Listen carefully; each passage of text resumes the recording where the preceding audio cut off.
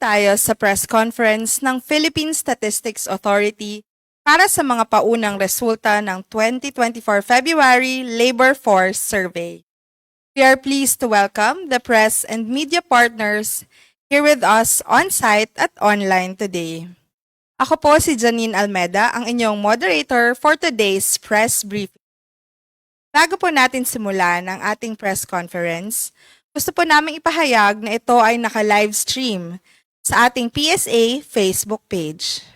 Updates are also tweeted on the PSA Twitter X with the hashtag PHEmployment. Ngayon, ikinagagalak ko pong ipakilala si PSA Undersecretary Dennis Mapa, National Statistician and Civil Registrar General, na siyang mag-uulat tungkol sa mga paunang resulta ng Labor Force Survey itong nakalipas na February 2024. Ating pakinggan ang report ni Yusek Dennis Mapa. Magandang umaga sa ating lahat. Ang Philippine Statistics Authority mag-uulat ng base sa 2020. Ang pagkalap ng datos para sa Pebrero 2020 ay ginawa 8 araw mula ika-8 hanggang ika-28 ng Pebrero 20. Itong Pebrero 2024, 11,149 ang total sample households na authority. Samantala, 106,700 na total sample households noong Enero 2024 at 11,165 noong Pebrero ng nakalipas. Sa populasyon na 15 taong gulang pataas, ang bilang na nasa force o mga individual na employed o unemployed ay naitala sa 75 million itong Pebrero 2024. Ito ay mas mababa kumpara sa naitalang bilang noong Pebrero 2023, nasa 51.27 million, ngunit higit na mas mataas naman para noong Enero 2024 na nasa 48.9 million. Ang labor force participation rate nitong Pebrero 2024 ay nasa 4.10%. Ito ay mas mababa sa naitalang labor force participation rate noong Pebrero 2023 na nasa 66.6%, ngunit mas mataas naman kumpara sa naitala noong Enero 2024 na nasa 1. Itong Pebrero 2024, ang employed persons o bilang ng mga may trabaho o negosyo sa 48.95 million. Ito ay mas mataas ng 154,000 kaysa naitala noong Pebrero 2023 na nasa 48 million at mas mataas din kumpara sa bilang noong Enero 2024 nasa 45.94.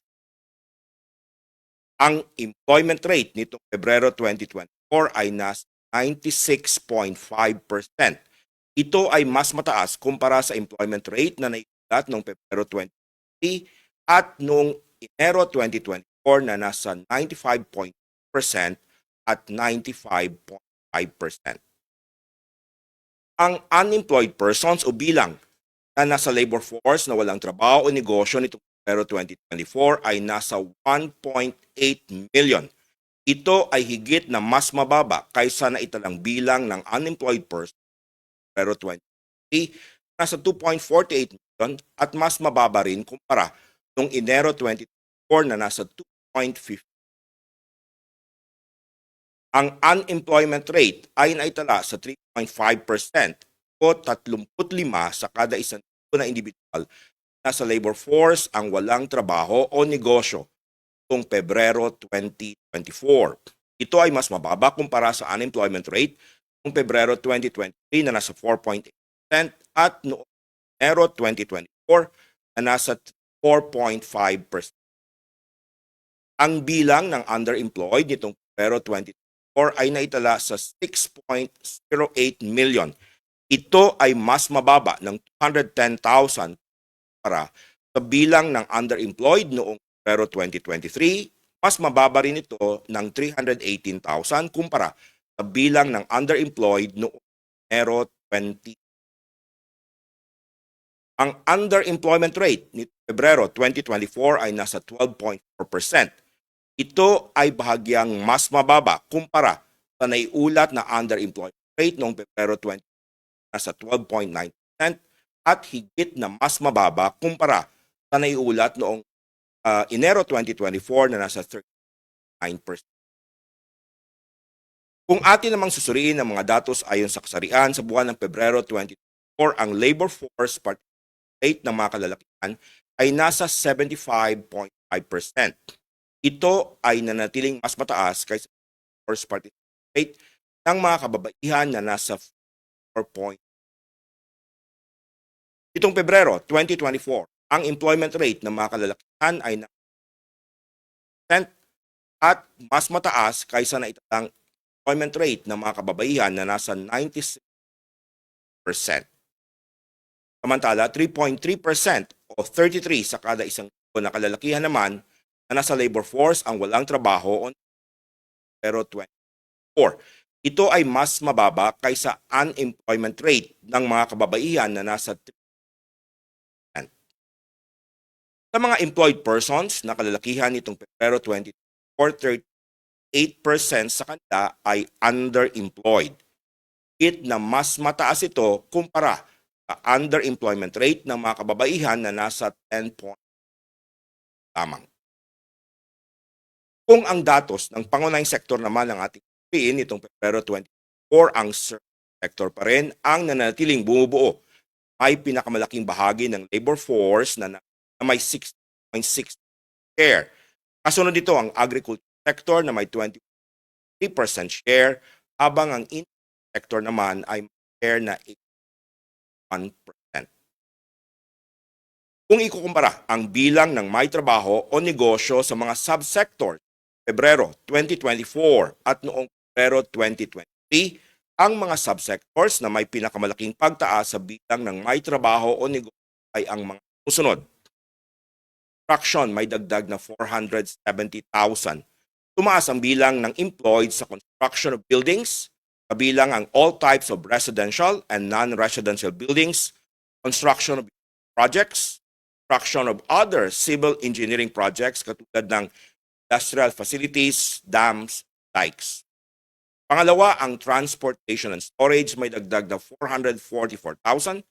Ang may pinakamalaking pagtaas sa sektor ito ay mula sa other passenger land transport tulad ng taxi operations, airport shuttles, rentals of cars and trucks with drivers, jeepney and Asian utility vehicles, tricycles at pedicab operations. Pangatlo, ang administrative support service dagdag na 3,000. Nagmula ang pagtaas sa call center activity voice. Nagkaroon din ng pagtaas sa private security activities tulad ng armored car services, bodyguard services, at security guard services. Pang-apat, ang manufacturing. Tumaas ang bilang na may trabaho o negosyo, manufacturing of cement, manufacturing of custom tailoring at women's and babies garments. Panglima, ang accommodation and food activities may dagdag na 210,000. Ang pagtaas ay mula sa restaurants and mobile food service activities, beverage serving activities, at event catering. Sa kabilang banda, mga subsectors may pinakamalaking pagbaba sa bilang ng may trabaho o negosyo para ang Pebrero 2024 sa Pebrero 20 ay ang mga sumusunod. Agriculture and forestry, bawas na 800,000. Ang may malaking pagbaba sa bilang ng employed ay mula sa growing of corn, young corn, growing of banana, hog farming, at growing of sugarcane, Muscovado Sugar Farm. Pangalawa, fishing and aquaculture ay bawas na 490,000. Ito ay mula sa marine fishing, kabilang ang basis and gathering of other marine organism and materials tulad ng natural pearls, sponges. Pangatlo, public administration and defense, social security may bawas na 1,000. Ang may pinakamalaking pagbaba sa bilang ng employed ay mula sa general public administration activity, na kinabibilangan ng executive and legislative administration of regional and local bodies at defense activities. Pang-apat, information and communication bawas na 100,000 mulang bilang sa may trabaho o negosyo sa other information technology and computer service activities tulad ng installation of at software installation. May pagbaba rin sa other telecommunication activities kasama ang provision access, works, telephone and internet access facilities, public at telecommunication services over existing telecom communications. Pang-lima, wholesale and retail trade, repair of motor vehicles and motorcycles na bawas na 100,000. Ang subsector na may pinakamalaking pababa sa employed ay mula sa retail in non-specialized stores with food, beverages, or tobacco predominating tulad ng retail selling in supermarkets, sari-sari stores, at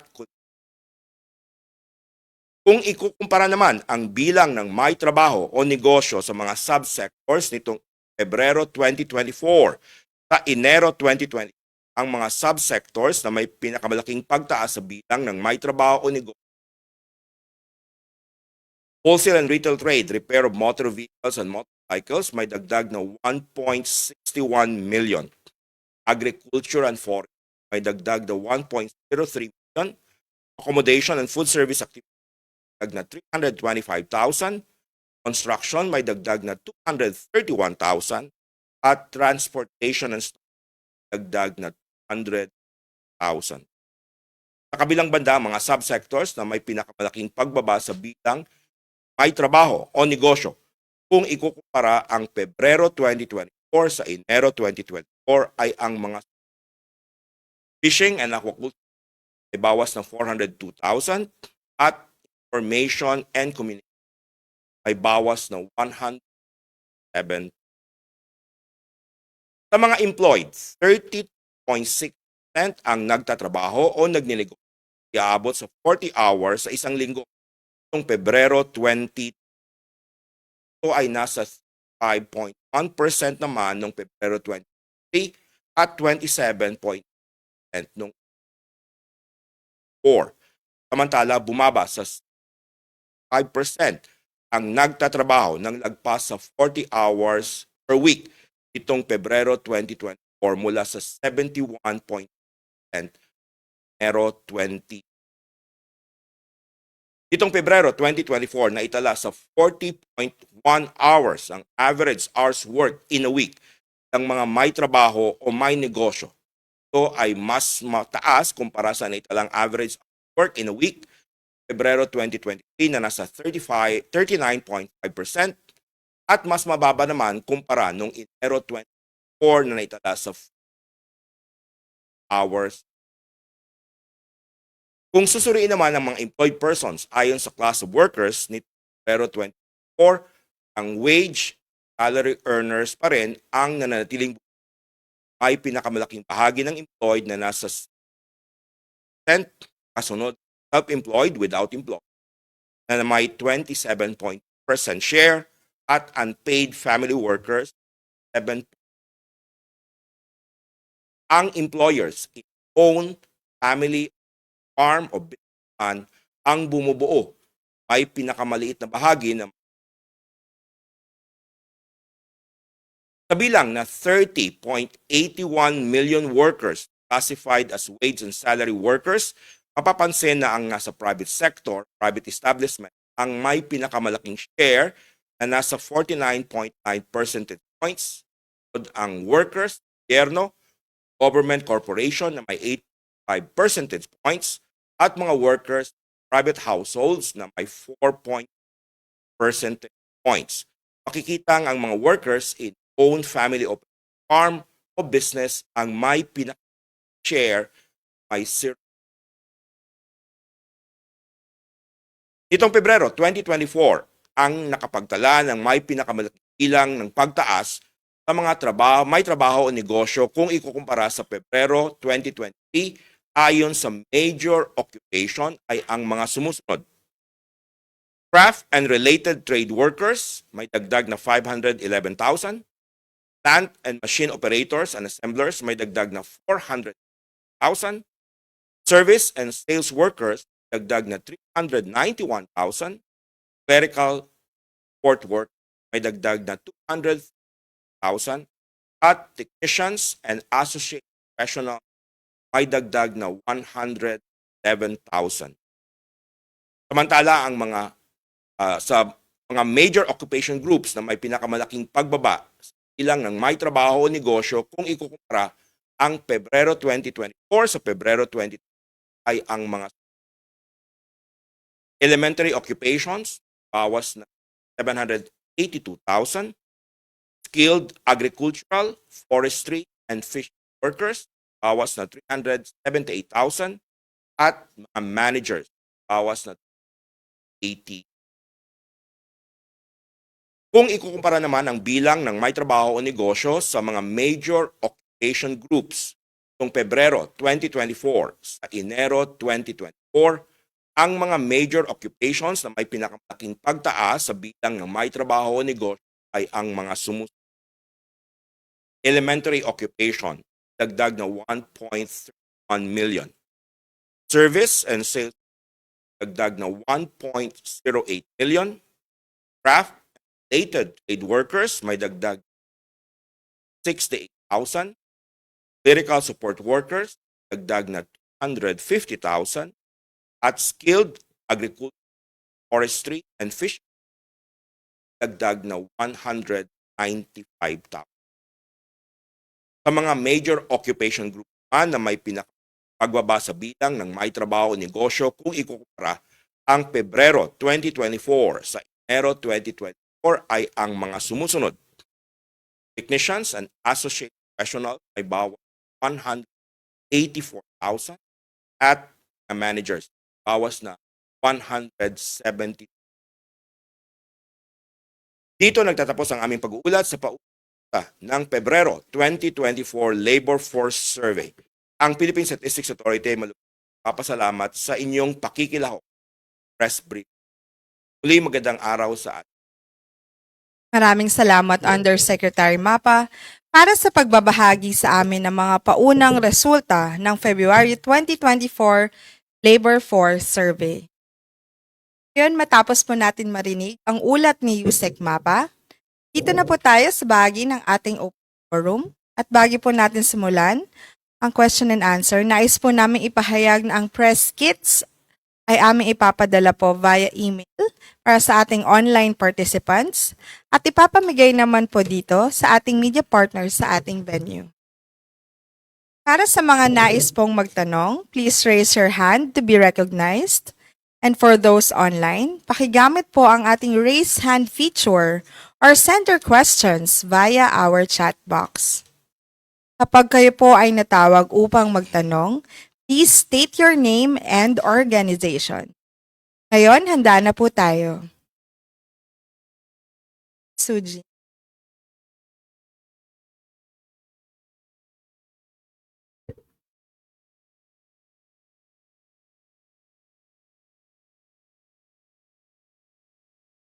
Hello. Good morning po, Yusek. Sujin Kim po from PTV4. Yusek, tatanong ko lang kung yung mga presidential visits ba ni PBBM na nag-promise ng foreign direct investments, better employment, did it affect ba the labor force survey, or kung hindi man for now, how do you expect it to affect employment rate? Okay. Thank you very much. Dito sa Pebrero 2024, nakita natin yung pagtaas ng labor force participation. Kung employment din, is good news. They compared noong February kung saan naman sa fourth quarter. Nakita namin na yung pagtaas sa ating labor force participation kasama na yung employment ay nanggaling sa ay yung wholesale and retail trade, pair of motor vehicles and motorcycles. Karamihan dito ay nasa retail trade at pangalawa yung so yung sa retail trade natin, wholesale and retail trade, repair of motor, dagdag tayo rito 1.2 na employed, no? Ang month-on-month ito, ay ating agriculture and forestry na nagdag. Yun yung dalawa. Ang isa nakita namin dito sa agriculture, malaki yung contribution paddy rice. So, ito yung aming way of palay production namin na sabi ng mga farmers natin lang nakukuha sa siguro positive outlook. Of course, may tayo as a press conference it whether no na kanasan. Sa wholesale and retail trade naman, in terms of activity. So in general, may mga contribution investment, but in terms of the link, yung na kakagawa ng pag-aaral dito, agba ano katagal.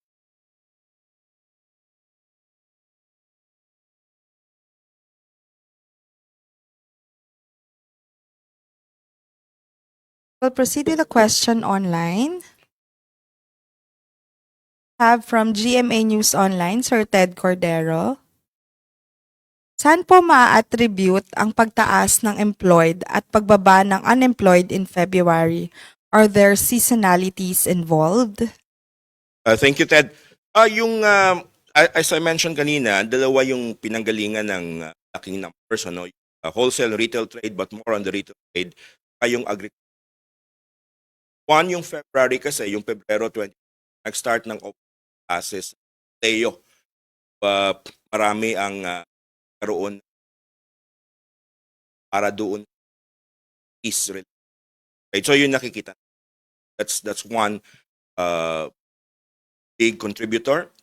Pangalawa naman, dun sa agriculture, nagkaroon tayo ng planting season, kaya harvesting, kaya nagkaroon tayo ng mga employment opportunity. So ito yung dalawa. So if you say may seasonality, retail trade ay nag-timing doon opening classes in colleges and universities. Thank you. Sir? Chan? Proceed with question of Ms. Kai Ordinaria from Business Mirror. First question, pwede po bang makakuha ng breakdown ng 1.829 million na umalis sa labor force in terms of age and gender? Also, ano po ang usual reasons they gave why they left the labor force?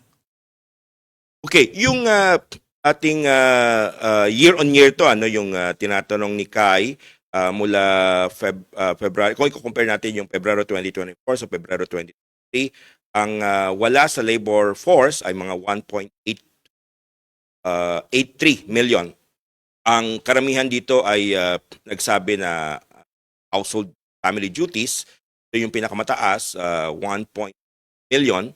At pangalawa yung schooling na nagdagdag ng mga 399,000. In terms of age group naman,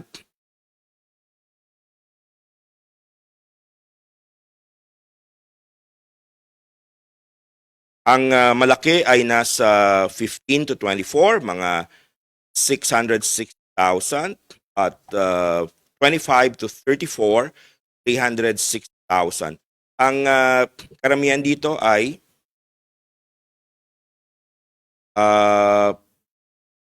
male. Ang male natin ay nasa 579,000, mga 580,000, 50-24. Karamihan sa kanila mga lalaki. Thank you. Thank you, sir. The second question of Ms. Kai. What was the reason for the decline in elementary occupations po? Is this unusual?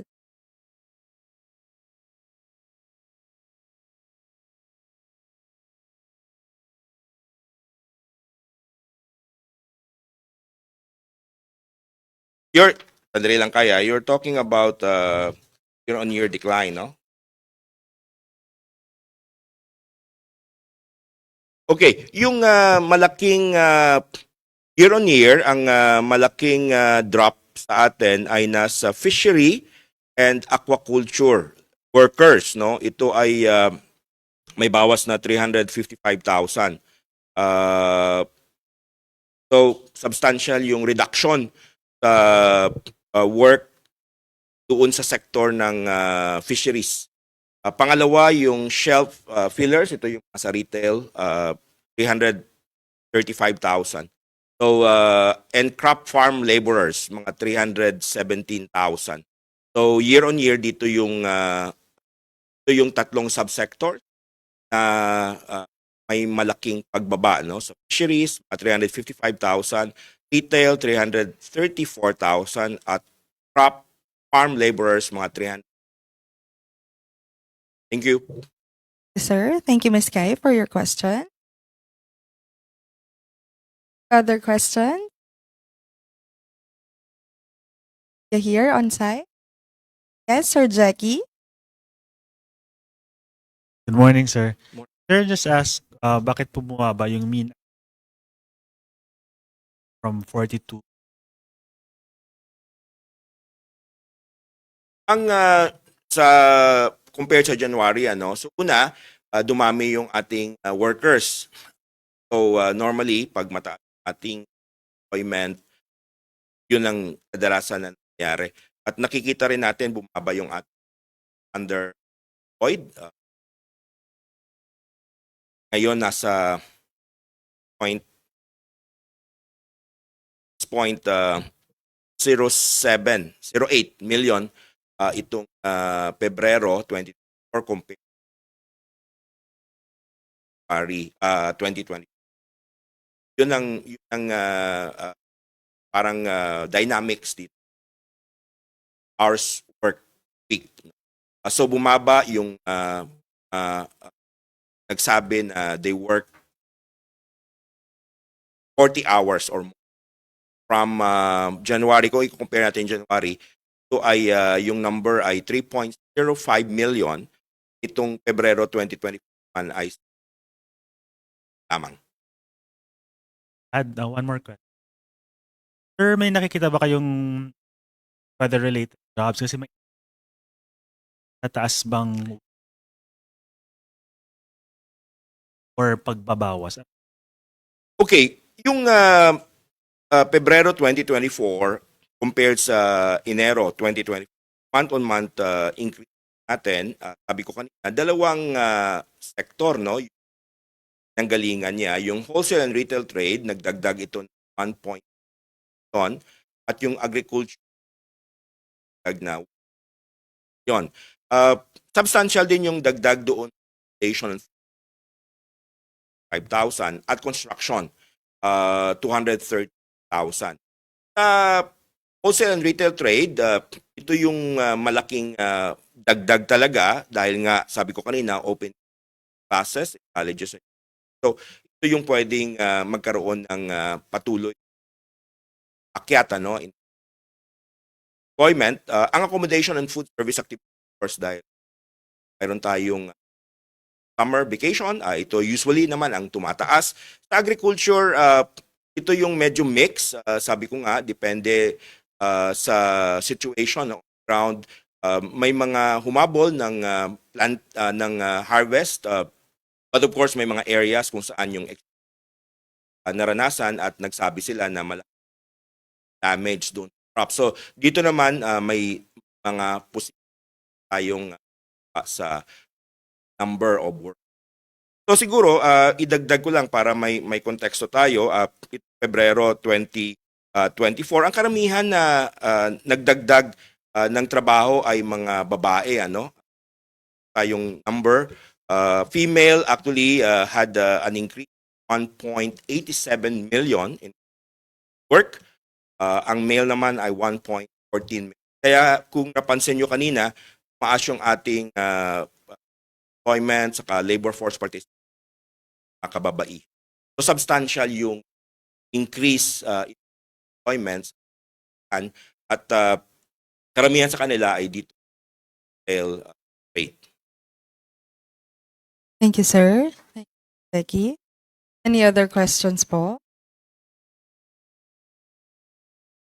Sir, there's a follow-up question from Sir Ted Cordero. Are there seasonalities involved specifically for February?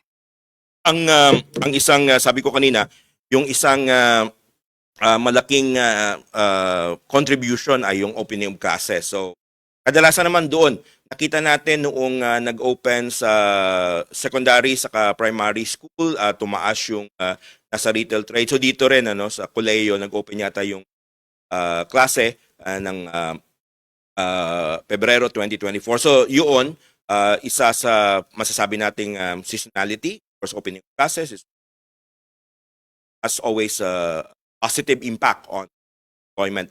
Pangalawa yung sa agri naman kasi nga yung first quarter, particularly yung February kanina ay nagkaroon tayo ng harvesting crops, so nagkaroon din siya contribute.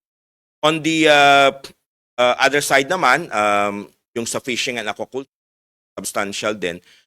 Negative naman, no, yung contribution niya, may bawas na 402,000. So ito kadalasan dahil quarter 1 is usually lean months dito sa fishing, particularly yung marine and commercial. Thank you. Thank you, sir. Okay, we have a question here in front, Ms. Eugene Kim.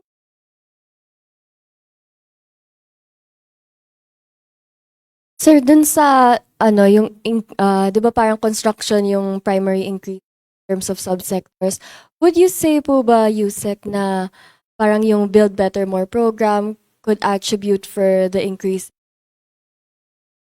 Yeah, malaki ang contribution naman ng construction, lalo na itong mga panahon na to.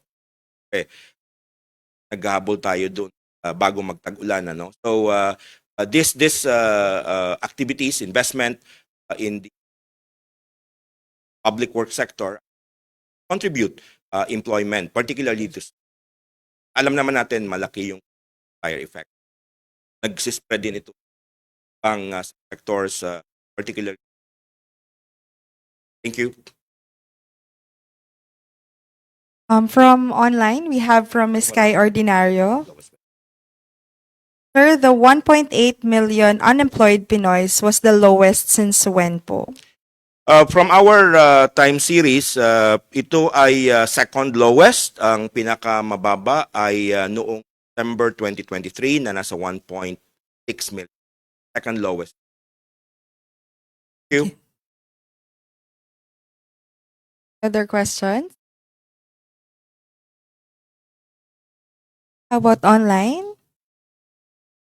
Before we end today's press conference, may we request our media partners to accomplish our short evaluation form. The link is sent to your emails and also in your Zoom chat. This form will be helpful for us to get your feedback on the conduct of our press brief. Last call for any questions? There are none. We will already end our question and answer segment. Nais po naming pasalamatan kayong lahat sa pakikinig at pagsali sa press conference para sa mga paunang resulta ng February 2024 Labor Force Survey. Sana'y patuloy po ninyong suportahan ang mga proyekto at activities Recording ng stopped. Philippine Statistics Authority. You may visit our webpage at www.psa.gov.ph for more updates. Muli ako po si Janine Almeda ng Philippine Statistics Authority. Maraming salamat at magandang umaga po sa ating lahat.